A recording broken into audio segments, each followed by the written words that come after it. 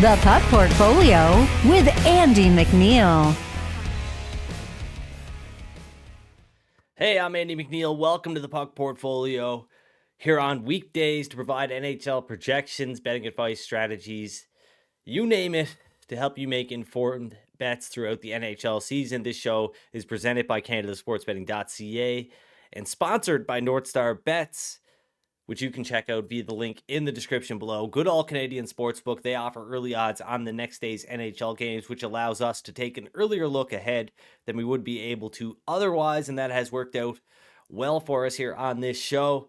Got a great number on the Arizona Coyotes, minus 125, now minus 135 at NorthStar Bets. Most shops have moved to minus 130 or north of that, but there might still be a minus 125 out there, which I think is a pretty good bet on the Arizona Coyotes to beat the Anaheim Ducks. That's my one play for Friday.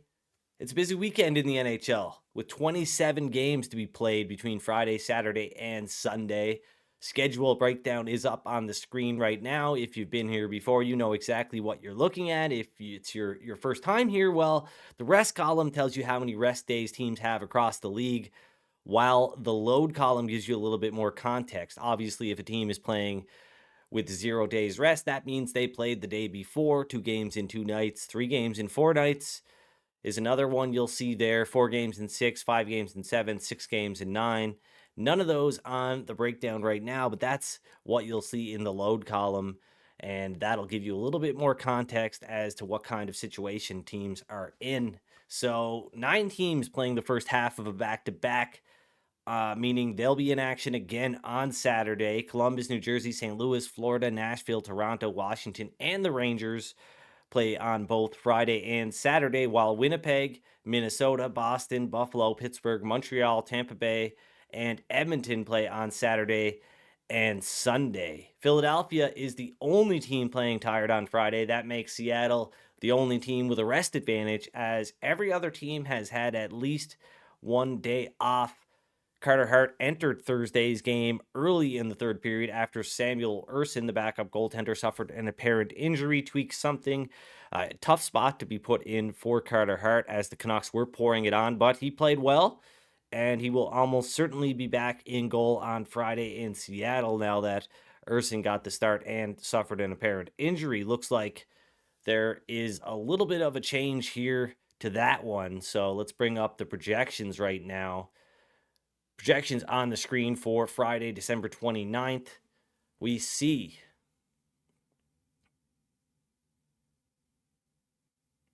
the Philadelphia Flyers plus 109, according to the projection model. They've got a 47.8% chance of winning, even though they're playing tired. Seattle minus 109, 52.2% chance for the Kraken.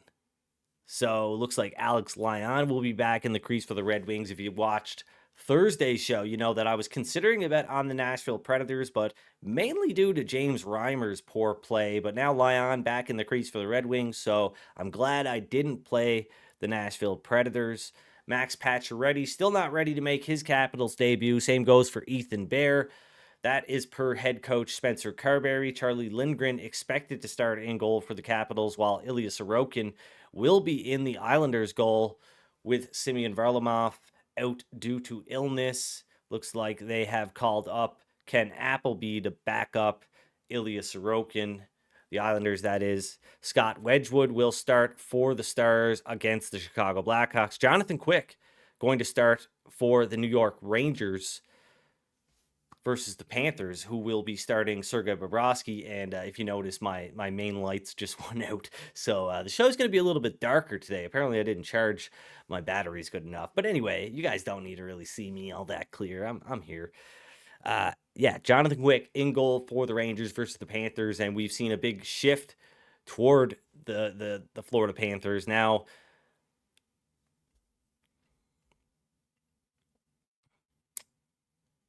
minus 137 at NorthStar Bets.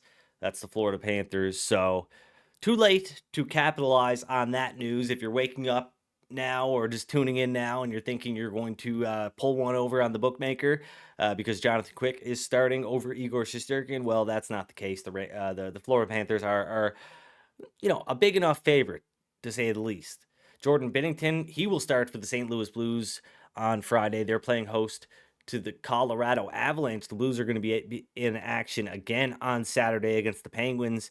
As I mentioned, Elvis Merzlikins, he's going to start for the Toronto Maple Leafs, or for the Blue Jackets against the Toronto Maple Leafs, and the Blue Jackets will be in action again against the Buffalo Sabres on Saturday. And speaking of Saturday, I'm going to get into Saturday's games right now.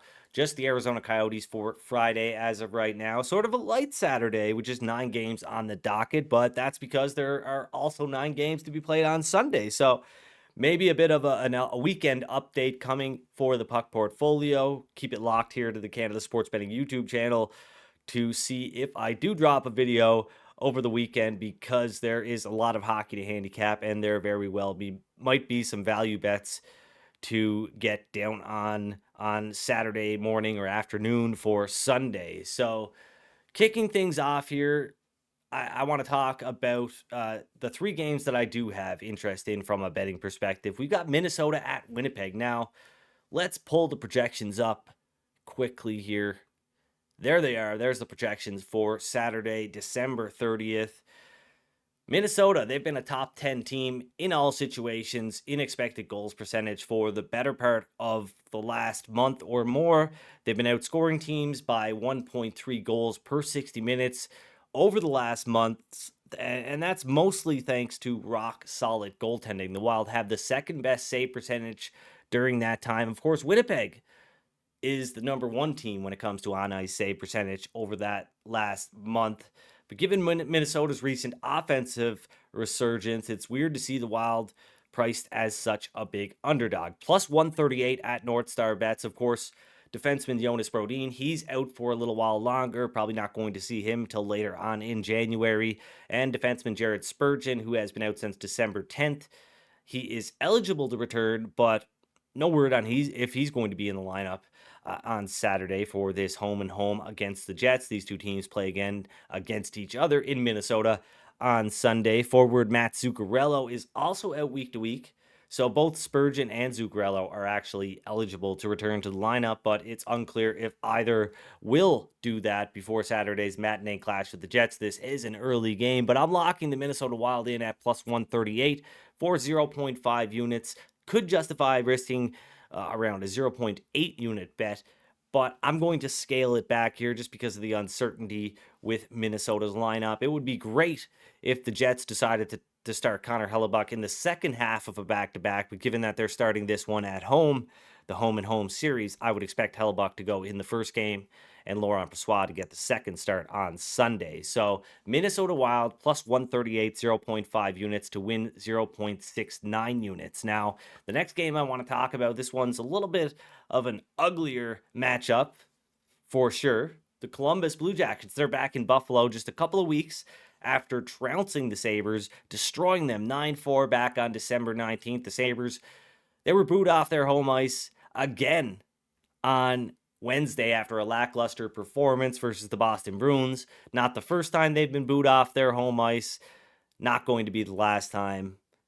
It's only going to take them so far. Of course, we saw how they responded after getting destroyed by the Blue Jackets 9-4. They went into Toronto and put up 9 goals on the Maple Leafs in the very next game. So yeah, Buffalo is capable of responding to, a lackluster performance. But yeah, it's only going to take them so far. The Blue Jackets, they're banged up. I think plus 175 is too big of a number here, even with Daniil Tarasov expected to start in goal on the second half of a back-to-back. And even if Tage Thompson is in the Buffalo lineup, Thompson was activated from the non-roster list after missing Wednesday's game against the Bruins due to personal reason, but there is still no word on whether that is a paper transaction or not. So anyway, I'm locking the Blue Jackets in. It's going to be a half unit play.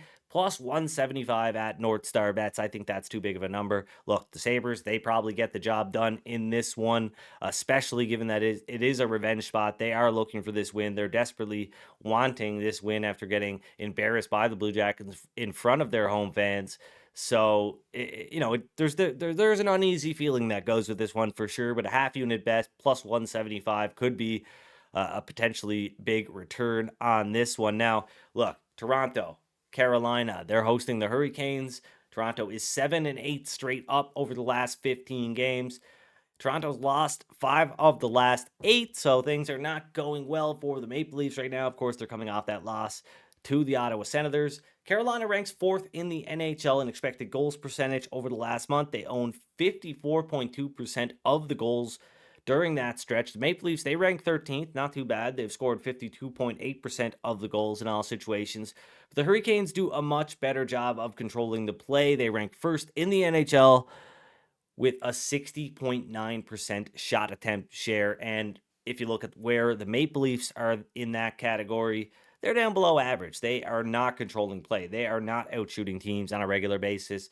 Carolina should dictate the pace of play in this one. Of course, the Maple Leafs are not so much known for not showing up in games like this.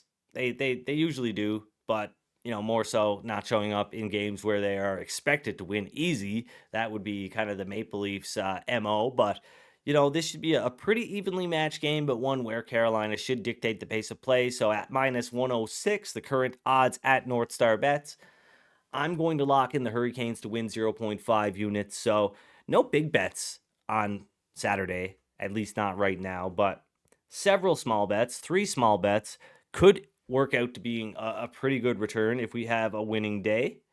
But yeah, locking in the Carolina Hurricanes at minus 106 to win 0.5 units.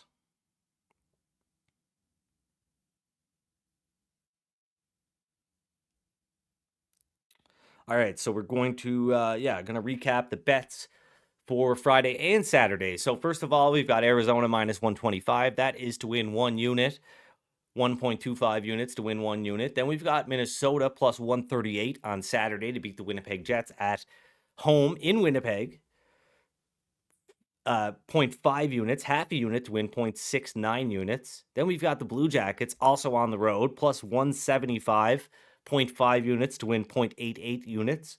And then we've got the Carolina Hurricanes at minus 106, 0.53 units to win 0.5 units. So some small bets for Saturday, a bigger bet for Friday. Hopefully it'll translate to a profitable weekend. It's been a little bit of a downturn over the last several weeks here, where it's been kind of tough to grow the bankroll. It's been going the other way, but thankfully we've had a pretty good cushion to work with over the last few months, and yeah, it's been a good run. So good run overall. Sorry. But yeah, looking for some tough wins on Saturday. That's for sure. 3 underdogs, well, 2 underdogs and a short or a short play, a pick'em on the Carolina Hurricanes. I will likely have something for Sunday, so I'll check in with you guys on Saturday, whether it be on Twitter or right here on the Canada Sports Betting YouTube channel. You can follow me on Twitter at Digital Gambler. You can also follow me on other social media platforms like Instagram and TikTok if you would like. I am pretty much done for today, but yeah, I think I'll be back sometime over the weekend to provide some updated projections, some more picks, of course, because there is a lot of hockey to handicap and a lot of hockey to get to. And I would imagine with potential injuries, potential goalie change-ups, things like that, things will shift around enough to find some more bets for this weekend. But just heading into the weekend, I've got 3 small bets that I recapped a little while ago. So that does it for Friday's episode of the Puck Portfolio. Hopefully I'll see you this weekend. If not, I'll link up with you on Twitter at Digital Gambler. Thanks for joining the show. Really appreciate it. Please like the video if you have not already. Please subscribe to the Canada Sports Betting YouTube channel. Things will be back to normal next week. Of course, Jake will be back producing the show. I'll be happy when that happens. And we will get back into the swing of things on Monday with a new live stream at 11:30 a.m. Eastern Time. Until then, take care, good luck with your bets, and gamble responsibly.